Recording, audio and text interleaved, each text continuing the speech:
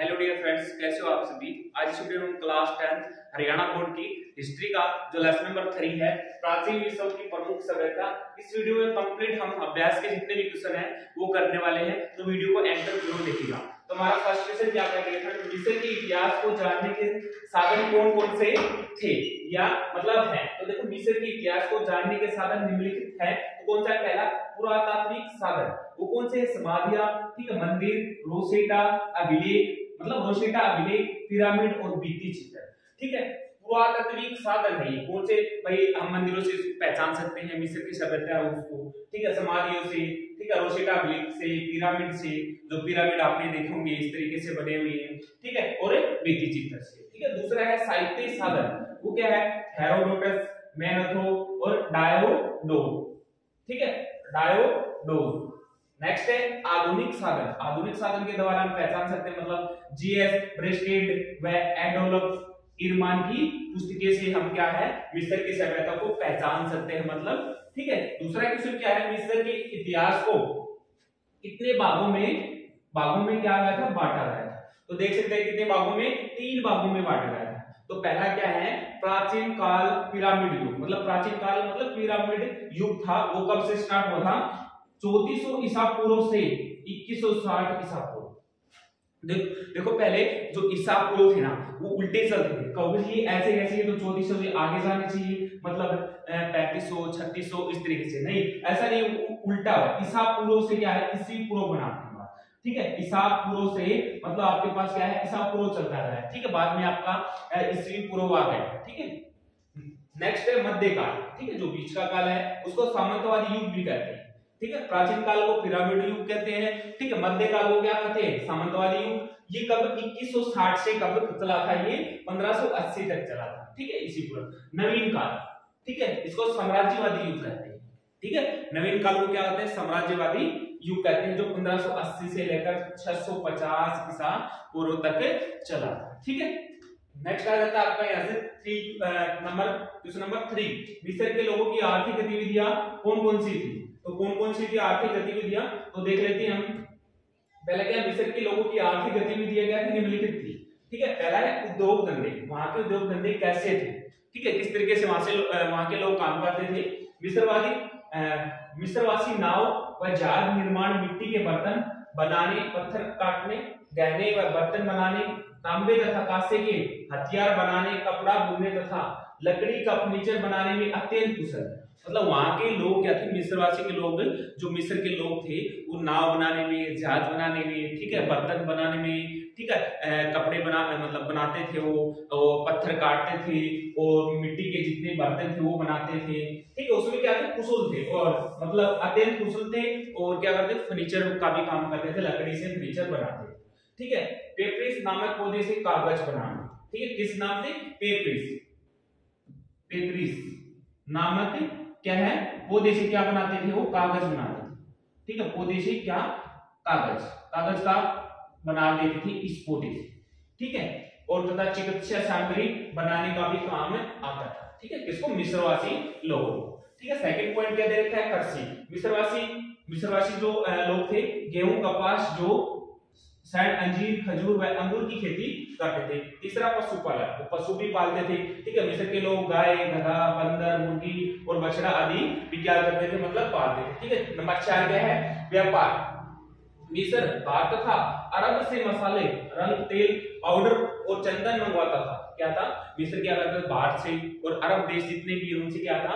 मसाला मंगवाता था, रंग, तेल, ठीक है, पाउडर आदि मंगवाता था। और आंतरिक व्यापार नील नदी के द्वारा, ठीक है, जो आंतरिक व्यापार था उसके अंदर भी मिस्र में वो काम था, मतलब नील नदी के मतलब द्वारा किया था, ठीक है। नेक्स्ट आ जाता है नेक्स्ट क्वेश्चन, मिस्र की प्रशासनिक व्यवस्था पर प्रकाश डालें। मिस्र की जो प्रशासनिक व्यवस्था थी वो किस तरीके से थी? तो पहला पॉइंट आ जाता है फराओ राज। असीम अधिकार प्राप्त होने के कारण फराओ स्वेच्छाकारी शासक था, ठीक है, उसे देवता के रूप में माना जाता। मतलब स्वेच्छा मतलब आपके मतलब तो इच्छा के अनुसार काम करता था, मतलब लोगों पे इतना अत्याचार नहीं करता था। तो ये भी क्वेश्चन आ जाता है, मिस्र का जो राजा का क्या नाम, मतलब क्या था? फराओ। क्या आ जाता है? फराओ नाम, ठीक है। ये नेक्स्ट क्या है? वजीर शासक। वजीर शासन को संचालित करने के लिए लगान वसूल करने तथा आय व्यय का पूरा ब्यौरा रखने का कार्य वजीर करता था। मतलब उस टाइम क्या था कि वजीर होता था, वो क्या करता था, मतलब काम संभालने के लिए, मतलब लगान वसूलने के लिए, ठीक है, आय व्यय का पूरा लेखा जोखा किसके पास होता था, वजीर के पास होता था, ठीक है। वजीर का पद एक महत्वपूर्ण पद होता था उसमें, ठीक है। तीसरा है परिषद, फराव को परामर्श को देने कार्य सुचारू मतलब सारू करते थे, और सारू वर्ग दरबारियों की एक अलग परिषद थी। क्या सारू नाम की कोई परिषद थी जो उन दरबारियों की क्या करते थे, अलग मतलब एक अलग तरीके से एक परिषद होती थी, ठीक है। नेक्स्ट आ जाता है सैन्य व्यवस्था। उनकी सैन्य व्यवस्था कैसी थी, 12वें राजवंश में फराव ने स्थायी व संगठित सेना रखना शुरू कर दिया, ठीक है। और उससे पहले फराव के पास कोई स्थायी सेना नहीं, स्थायी मतलब परमानेंट सेना नहीं थी उसके पास, क्या थी, पहले वैसे ही सेना रखता था वो, ठीक है। 5 का पॉइंट क्या है, प्रांतीय व्यवस्था। प्रांतीय व्यवस्था क्या थी, मिस्र काल में प्रत्येक प्रांत को नोम तथा उसके शासक को क्या है, नोमारक कहते थे, ठीक है। नोमारक का चयन फराव करता था। किसका, नोमारक का चयन कौन करता था, फराव करता था। नेक्स्ट है स्थानीय व्यवस्था। वो कैसे थी, स्थानीय व्यवस्था सामंत के हाथ में थी, जो पुलिस व न्याय संबंधी कार्य करने का अधिकार रखता था। नगर को व्यवस्था प्रशासनिक अधिकारी करता था, मतलब नगर की जो व्यवस्था थी उसका संचालन कौन करता था, वहां का प्रशासनिक अधिकारी। न्याय व्यवस्था, न्याय के लिखित मुकदमे में 3 दिन में फैसले का नियम था। न्याय कठोरता, मतलब मिस्र का जो न्याय क्या था, 3 दिन में उसका न्याय हो जाता था, और वो न्याय क्या था, मतलब कठोर भी था। अंग भंग करना, देश निकालना आदि दंड थे। अंग भंग मतलब अंग को काट दिया गया, ठीक है, वो क्या है, देश से भी निकाल देते थे। न्याय फराव द्वारा किया जाता था, जो प्रमुख न्यायाधीश से होता था। क्या है, न्याय किसके द्वारा किया जाता था, ये किया जाता था आपका जो फराव था उसके द्वारा, ठीक है। नेक्स्ट क्वेश्चन क्या है, मिस्र की संसार को क्या दे, मतलब मिस्र ने संसार को क्या दिया, ठीक है। कैलेंडर, पहले क्या है, देखो कैलेंडर नहीं था, तो ये किसने दिया था, मिस्र ने दिया था। मिस्र ने विश्व को 365 दिन का एक वर्ष था एक कैलेंडर प्रदान किया। देखो मिस्र ने संसार को क्या दिया, एक कैलेंडर दिया। पहले दिन नहीं होते थे, दिन होते थे बट पता नहीं था, ठीक है, कितने दिन का एक साल होता है, तो क्या एक कैलेंडर दिया, ठीक है। क्या दिया, एक कैलेंडर दिया उन्होंने, और वो भी कितने, 365 दिन, ठीक है, 365 दिन। दूसरा क्या है, विविध आविष्कार, जल घड़ी व सूर्य घड़ी आदि विविध आविष्कार। जल घड़ी भी उन्होंने क्या दिया, मिस्र ने दिया, ठीक है, और सूर्य घड़ी। तीसरा है कोष दिया, मृतक शरीर को शताब्दियों तक सुरक्षित रखने का रासायनिक लेप तथा 600 दवाइयों के नाम से भी सूची भी मिलती है, ठीक है। अकेश्वरवाद, मिस्र ने अकेश्वरवादी विचारधारा का प्रचलन किया, ठीक है। ये क्वेश्चन आपका। नेक्स्ट है मेसोपोटामिया का अर्थ क्या है। देखो मेसोपोटामिया का अर्थ क्या है, मेसोपोटामिया यूनानी भाषा का शब्द है। किसका, यूनानी भाषा का एक शब्द है, जो क्या होगा, मतलब 2 शब्दों के मेल से बना है। मेसो का मतलब होगा मध्य, ठीक है, बीच में, तथा पोटम का मतलब होगा नदी। देखो मेसो का मतलब हो गया मध्य, ठीक है, और पोटम का मतलब हो गया नदी, ठीक है, पोटम का मतलब नदी, ठीक है। ये इस प्रकार इसका शाब्दिक अर्थ 2 नदियों के मध्य का भाग होता है। मतलब देखो पोटम का मतलब नदी, और आपके पास मेसो का मतलब होगा मध्य। 2 नदियों के बीच का जो भाग है उसको क्या बोलते हैं, हम मेसोपोटामिया बोलते हैं, ठीक है। 2 नदियां दजला और फरात नदियां, ठीक है, मध्य का भाग होता है क्या, मेसोपोटामिया। और वो दो नदी कौन सी है, एक नदी है दजला, कौन सी नदी, एक है दजला, दूसरी क्या है, फराव, फराव या फ्रात बोल सकते हैं, फ्रात, ठीक है। ये 2 नदी है, उनके बीच को क्या बोलते हैं, हम मेसोपोटामिया बोलते हैं, ठीक है। नेक्स्ट क्वेश्चन क्या है, मेसोपोटामिया क्षेत्र में विकसित होने वाली विविध सभ्यता कौन सी थी। मतलब क्षेत्र में, मेसोपोटामिया क्षेत्र में विकसित होने वाली जो सभ्यता थी कौन सी थी, सुमेरियन सभ्यता, ठीक है, दूसरी बेबीलोनिया सभ्यता, तीसरी एसीरिया सभ्यता। 3 थी, सुमेरियन सभ्यता, बेबीलोनियन सभ्यता, तीसरी एसीरिया सभ्यता, ठीक है। नेक्स्ट क्वेश्चन क्या कहता है, जिगुरात क्या था। देखो जिगुरात क्या मतलब क्या होते थे, तो देखो जिगुरात सुमेर के नगरों में पिरामिड की आकृति में बनाए जाने वाले ऊंचे मंदिरों की जिगुरात कहते हैं, मतलब ऊंचे मंदिरों को जिगुरात कहते हैं। देखो इस तरीके से आपको दिख रहा है जिगुरात, देखो क्या है, ये मंदिर से आपको दिख रहा होगा इस तरीके से, ये जो भी है, ये देखो यहाँ पे दिख रहा है आपको, ये इस तरीके से मिला हुआ आपको। तो देखो ये क्या बोला जाए, उच्च मंदिर को जिगुरात कहते हैं। बेबीलोन का जिगुरात 300 फुट ऊंचा, लंबा तथा चौड़ा। कितना? बेबीलोन का जो जिगुरात था वो कितना था? 300 फीट ऊंचा, लंबा और चौड़ा। ठीक है। नेक्स्ट क्वेश्चन क्या आता है, मेसोपोटामिया सभ्यता के राजनीतिक, आर्थिक, धार्मिक एवं सामाजिक जीवन का वर्णन करें। मतलब मेसोपोटामिया की सभ्यता में राजनीतिक, धार्मिक, आर्थिक, सामाजिक जीवन का वर्णन करना है। ठीक है। क्या है? राजनीतिक, आर्थिक, धार्मिक और सामाजिक जीवन क्या था? निम्नलिखित था। पहला है राजनीतिक जीवन। उनका राजनीतिक जीवन कैसा था? मेसोपोटामिया सभ्यता में शासक निरंकुश व स्वेच्छाचारी होते थे। ठीक है। पर प्रारंभ में यहाँ प्रजातांत्रिक व्यवस्था होने के साक्ष्य मिलते थे और बाद में राजतांत्रिक व्यवस्था स्थापित हो गई। राजतांत्रिक मतलब वही एक ही राज्य का राज होता था। शासन संचालन के लिए साम्राज्य को कई प्रांतों में बांटा जाता था। प्रांत के गवर्नर का चयन शासक करता था। मतलब प्रांत मतलब कोई राज्य था, उसका जो गवर्नर होता था, मान लो उसका जो चयन करता था वो कौन करता था? शासक करता था, राजा करता था। ठीक है। और शांति स्थापित करना, कर वसूलना व युद्ध में सहयोग करना आदि कार्य गवर्नर को करने होते थे। ठीक है। जैसे कर वसूलना है, ठीक है, युद्ध में भाग लेना है, तो उसकी जो सेना वगैरह है वो काम किसको करने पड़ते थे? गवर्नर को करने पड़ते थे। और गवर्नर को कौन बनाता था? वहां का जो शासक था, राजा था, वो उसको बनाता था कि भी आपको गवर्नर बना दिया है। दूसरा है आर्थिक जीवन। उनका आर्थिक जीवन कैसा था? यहाँ के लोगों की आजीविका का प्रमुख साधन कृषि था। देखो अब भी कृषि है, लगभग कृषि से ही हम मतलब हमारे आजीविका का साधन है। 100 में से 70%, 80% हम बोल सकते हैं। ठीक है। इसमें जौ, गेहूं, कपास, जैतून, अंगूर आदि की खेती की जाती थी।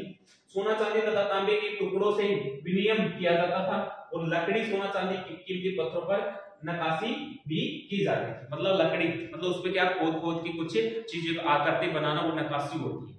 ठीक है।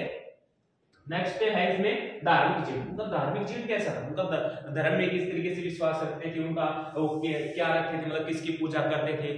ठीक है। मेसोपोटामिया के लोग बहुदेववादी विचारधारा के थे। नदी, पहाड़, खेत आदि की पूजा करते थे। देखो मेसोपोटामिया के जो लोग थे वो किसकी पूजा करते थे? नदी, पहाड़, खेत, इनकी पूजा करते थे। ठीक है। पूजा करते थे। प्रत्येक नगर का अपना अलग देवता था। देखो प्रत्येक नगर जैसे अलग अलग जो सिटी हो गई, उनके जैसे नगर थे उसका अलग अलग देवता होता। ठीक है। किसी को खेत को पूजते थे, किसी को पहाड़ को पूजते थे, किसी को नदी को पूजते थे। ठीक है। कोई किसी का देवता था उसको पूजते थे। ठीक है। इसी तरीके से देवता को प्रसन्न करने के लिए मंदिर बनाए गए। मतलब कि देवता खुश हो जाए उसके लिए क्या करते हैं? उन्होंने मंदिरों का निर्माण करना स्टार्ट कर दिया। ठीक है। और प्रावधान था कि अनु मतलब आकाश का देवता, पृथ्वी, शिव, चंद्रमा, स्तर, प्रेम का देवी, नगरदल, प्लेग का देवता, तमुज, कृषि और वनस्पति का देवता आदि प्रमुख देवताओं की पूजा की जाती थी। ठीक है। मतलब किसी की बोल सकते हैं हम पृथ्वी की पूजा, चंद्रमा, ठीक है, आकाश का देवता, ये सभी की पूजा की जाती है। उनका धार्मिक जीवन, ठीक है, जो धर्म में विश्वास रखते हैं। अब आ जाता है सामाजिक जीवन। उनका सामाजिक समाज में उनका जीवन किस तरीके से था? मेसोपोटामिया का समाज उच्च, मध्यम तथा निम्न तीन समूह में विभाजित था। देखो हमारे भी होता है, निम्न होता है, उच्च होता है, ठीक है, मध्यम होता है। उनका समाज इस तरीके से था। ठीक है। उच्च वर्ग में राजा, उच्च पद के अधिकारी तथा पुरोहित आदि का स्थान। ठीक है। उच्च वर्ग में क्या था? अधिकारी, राजाधिकारी और पुरोहित का स्थान था। मध्य समूह में सामंत तथा व्यापारी वर्ग था। मध्यम मतलब बीच का जो मिडिल क्लास बोलते हैं उसमें क्या था? सामंत और व्यापारी था। और निम्न वर्ग में दास और किसान आदि। देखो अभी हम क्या है, निम्न वर्ग में बोल सकते हैं मिडिल क्लास में जो व्यापारी वगैरह जो बड़े जमींदार होते हैं वो होते हैं। ठीक है। और उच्च वर्ग में जो हमारे जो आजकल हो गई जो बड़ी बड़ी पोस्ट पे होते हैं हमारे जैसे, ठीक है, वो। अब अजता स्त्रियों के लिए नैतिकता तथा पालन करना अनिवार्य होता था और स्त्रियों की स्थिति सामान्य थी। मतलब उस टाइम जो वुमन थी उनकी जो कंडीशन थी वो क्या थी? नॉर्मल। ठीक है। नेक्स्ट क्वेश्चन क्या आता है? मेसोपोटामिया के प्राचीन नगरों को विश्व के मानचित्र पर क्या दर्शाया? तो विश्व का मानचित्र है, इसमें दर्शाया गया है। तो आप इसको देख सकते हो क्या क्या दे रखा है। मेसोपोटामिया कहाँ पे दे रखा है, सीरिया कहाँ पे, मिस्र दे रखा है। ठीक है। ये इनके क्या है? भाग है। ठीक है। इनकी प्रमुख सभ्यता यहाँ पे लिखी हुई है। तो देखो आपको मैं बता दूं, आपका जितने भी यूपीएससी बोर्ड के लिए सिलेबस है मैथ का हो, देखो मैथ का होगा, ठीक है, मैथ एसएस हो गया, साइंस हो गया आपके पास। ठीक है। जो मैथ आपके एग्जाम है आपको पता है 27 फरवरी से स्टार्ट है।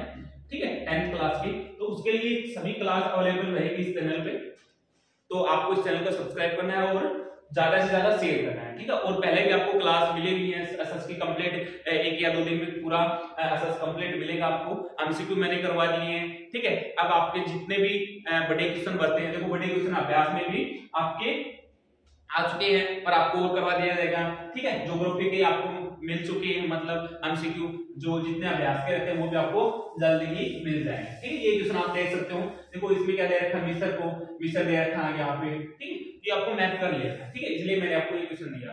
नेक्स्ट क्वेश्चन क्या है, रोमन सभ्यता के सामाजिक वर्गों की सूची बनाई, ठीक है। इसके रोमन सभ्यता, अब क्या है रोमन सभ्यता, रोमन सभ्यता में राजतांत्रिक समाज में 2 वर्गों में विभाजित था। प्रथम वर्ग पैट्रिशियन तथा दूसरा वर्ग प्लेबियन।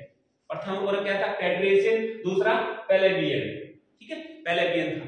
पैट्रिशियन वर्ग क्या है, इस वर्ग में लेटिन लोग शामिल थे।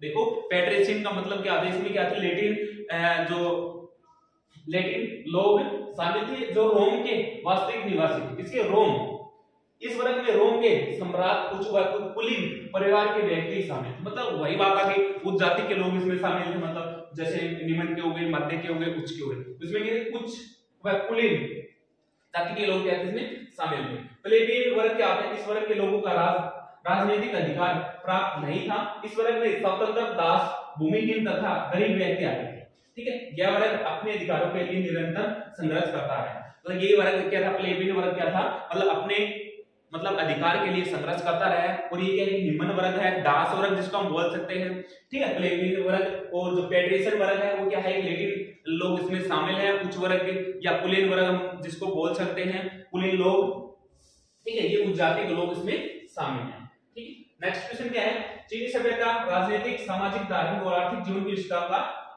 वर्णन कीजिए। चीनी सभ्यता, अब इसमें फिर वही आएगा, धार्मिक, सामाजिक और राजनीतिक क्या थे, पहला क्या, राजनीतिक जीवन। चीनी सभ्यता का राजनीतिक जीवन कैसा, चीन में राज निरपंच व स्वेच्छाचारी होता था, वह न्यायाधीश तथा पुरोहित होता था, राजा को वांग कहा जाता था। चीन में राजा को क्या कहा जाता था, वांग कहा जाता था। मिस्र में फराओ कहा जाता था, ठीक है। जनता उसे ईश्वर पुत्र मानकर पूजा करते थे, ठीक है। जनता थी वो क्या थी, उसको ईश्वर पूजा मानकर क्या करती थी, पूजा करती थी, ठीक है, क्या करती थी, उसकी पूजा करती थी। और तथा उसे अपने पिता मानते थे। शासन कार्य के लिए मंत्री परिषद के अधीन 4 मंत्री राजा को परामर्श देते थे, मतलब कितने मंत्री राजा को परामर्श देते थे, 4 मंत्री देते थे कि राजा आपको ये करना है, ठीक है। राजा नहीं बोल, जैसे अब की बात मैं बताऊं आपको कि जैसे हमारा प्रधानमंत्री है, पीएम है, उसको जितने भी जो पावर है प्रधानमंत्री के पास है, बट उसको जो परामर्श देता है उसके जो भी सेक्रेटरी वगैरह होते हैं वो उनको बोलते हैं कि इस तरीके से आपको करना, उसी तरीके से वो करते हैं,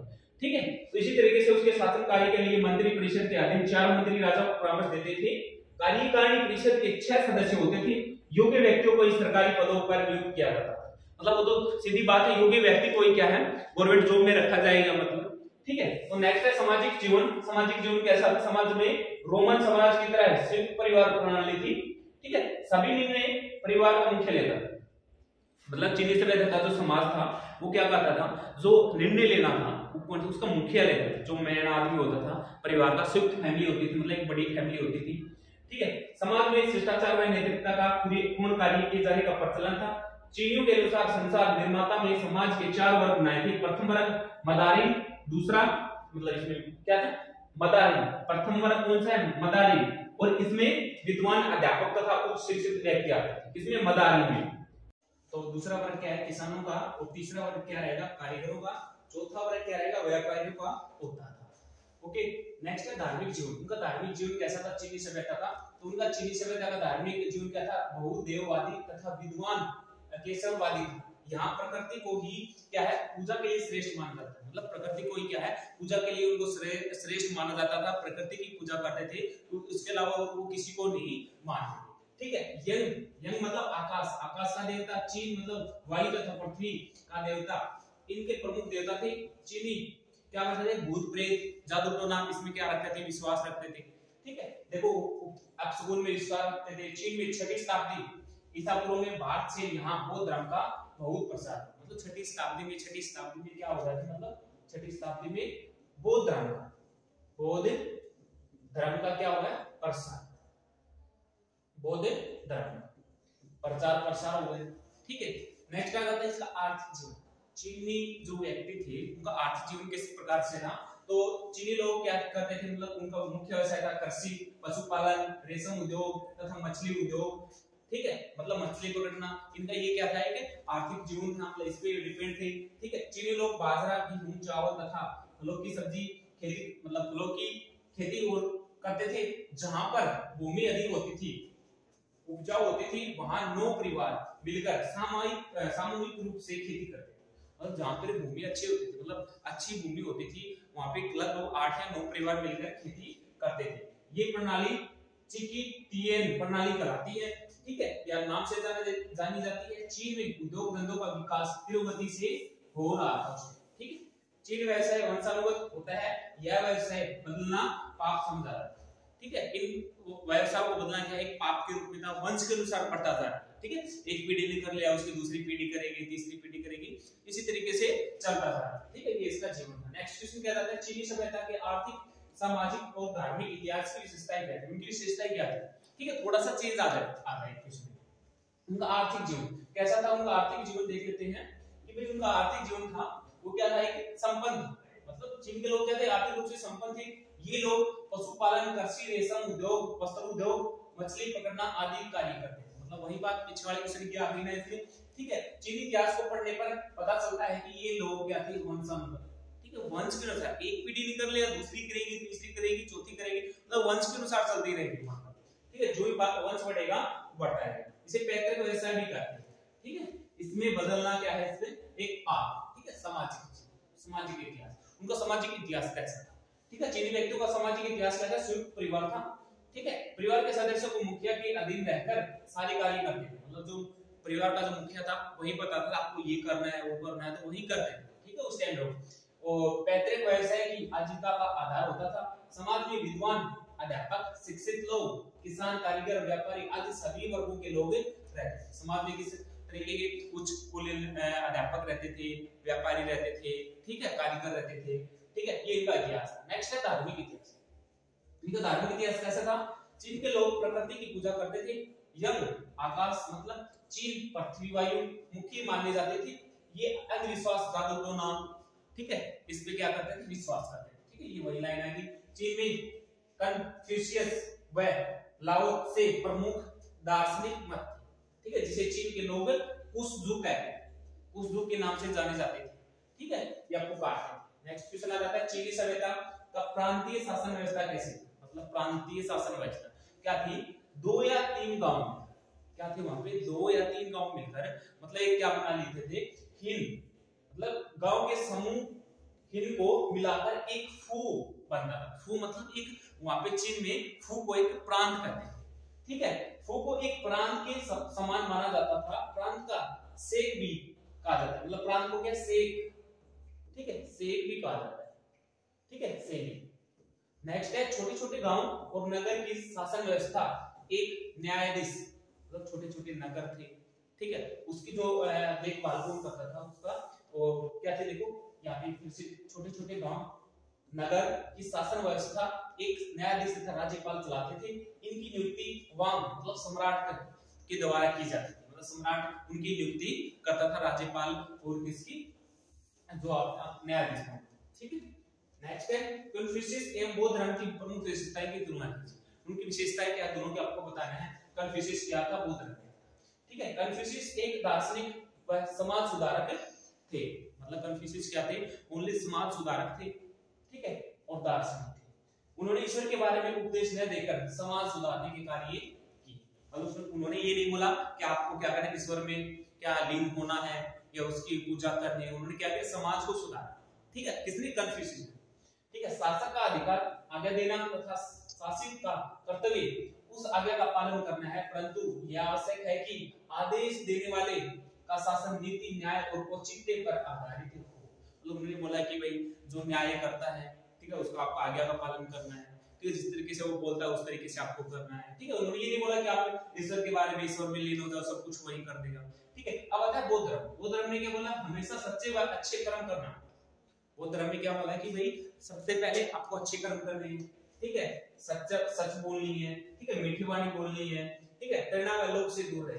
मतलब घृणा से, लोभ से, इनसे क्या रहना, आपको दूर रहना। ठीक है, अपनी गलतियों को याद रखकर भविष्य के कार्य सचेत होकर करना है, मन को एकाग्र करने के लिए ध्यान करना। ठीक है, उपरोक्त दोनों दर्शनों की शिक्षाओं के जानने के बाद यह कह सकते हैं कि दोनों दर्शन व्यक्ति और समाज के सुधारक व श्रेष्ठ जीवन जीने के लिए क्या थे, कला सिखाते। मतलब कला सिखाती, इसने भी कला सिखाई कि भाई ईश्वर पे न रहकर उन्होंने समाज को ज्ञान दिया। ठीक है, इसमें क्या किया भाई, हमेशा सच बोलना चाहिए, अच्छी वाणी बोलनी चाहिए, अच्छे कर्म करने चाहिए।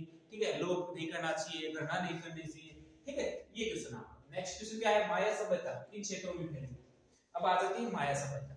माया सभ्यता किन क्षेत्रों में फैली हुई थी। माया सभ्यता दक्षिणी पूर्व मैक्सिको, मतलब दक्षिणी पूर्व मैक्सिको में बेल्जियम, आधुनिक ग्वाटेमाला, होंडुरास तथा एल साल्वाडोर के पश्चिमी क्षेत्रों में फैली थी।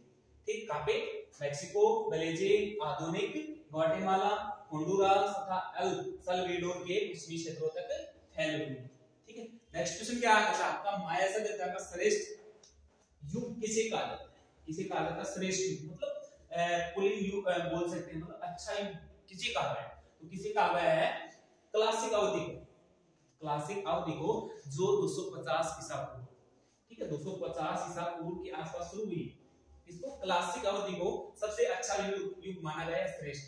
तो माया सभ्यता का श्रेष्ठ युग माना जाता है। ओके, नेक्स्ट क्या दे रखा आपका क्वेश्चन, नेक्स्ट क्वेश्चन है, माया सभ्यता के पंचांग की सुमेरियन सभ्यता के पंचांग से किस प्रकार तुलना करके आपको देखना है। ठीक है, माया सभ्यता का पंचांग, माया सभ्यता का पंचांग बताना आपको, देखो ये यहाँ पे अंडरलाइन कर दिया हमने।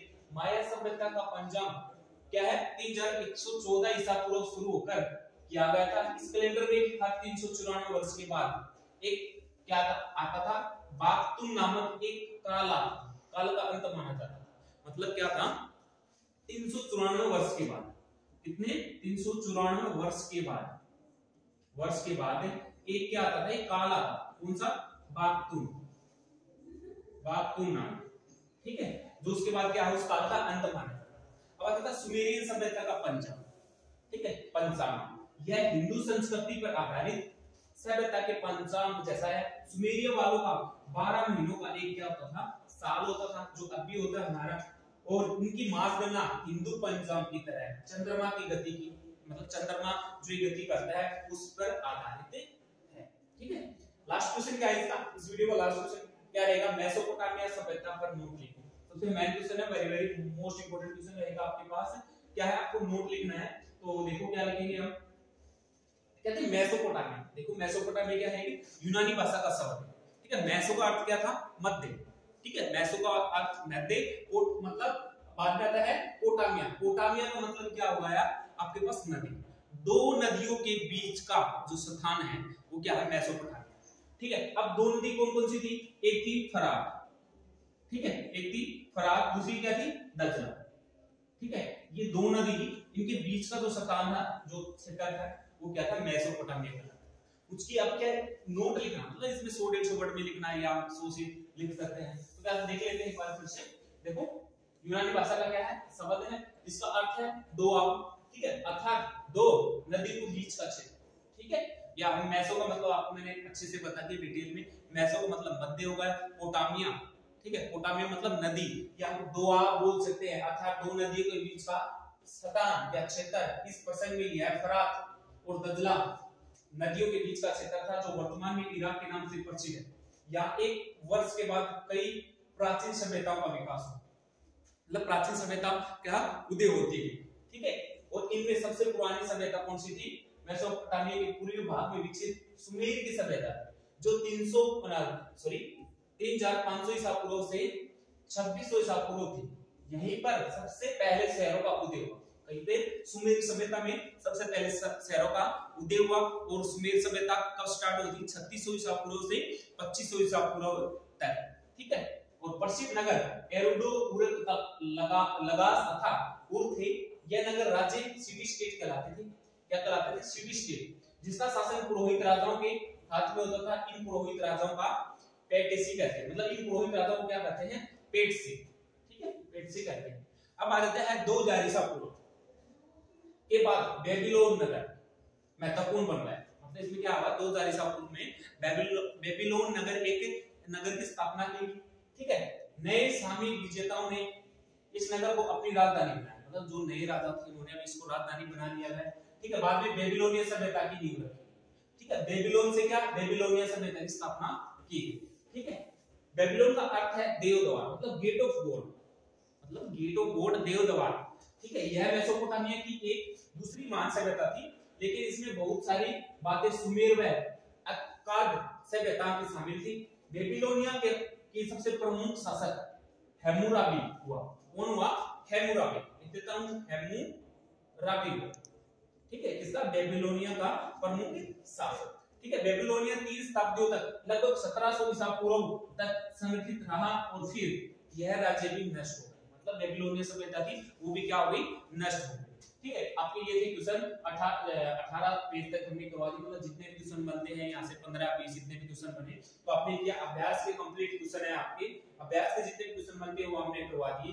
ठीक है, तो आपको क्या करना है, अब एचपीएससी बोर्ड स्टार्ट होने वाला है, 27 फरवरी से एग्जाम है, तो आपको सभी 27 फरवरी से आपको पता है ना हरियाणा बोर्ड की एग्जाम है। ठीक है, एचपीएससी बोर्ड की एग्जाम है, तो आपको सभी जितनी वीडियो है मैथ, साइंस, हिस्ट्री बोल सकते हैं, ऐसा बोल सकते हैं, मतलब एसएस में जितने भी आते हैं 4 के 4 सब्जेक्ट, चारों की वीडियो, फिजिकल हो गया, इंग्लिश हो गया, आपको इस चैनल पर अवेलेबल है। ठीक है, तो इस चैनल को सब्सक्राइब कर लेना। तो 27 फरवरी से आपके एग्जाम है, पहले ऑटोमोबाइल का है किसी, ठीक है, और मैन आपका जैसे ऑटोमोबाइल की क्या है, चूज वाले हैं, जैसे फिजिकल हेल्थ है और स्पोर्ट का हो गया। ठीक है, फिजिकल हेल्थ एंड एजुकेशन का नेक्स्ट है आपका 4 का है। ठीक है, और इससे पहले जो आपके एग्जाम में जैसे 28 का है हिंदी का हो गया, ठीक है, फिर 3 का होगा फिजिकल। ठीक है, नेक्स्ट आपका होगा यहाँ से 6 तारीख का होगा इंग्लिश का, 14 का हो गया। ठीक है, तो 14 का आपके पास क्या रह गया, मैथ हो गया। तो इस तरीके से आपके ये चैनल पे जितने भी सैंपल पेपर है वो मिलेंगे। तो वीडियो पसंद आए वीडियो को लाइक और शेयर जरूर करें। तो थैंक यू डियर।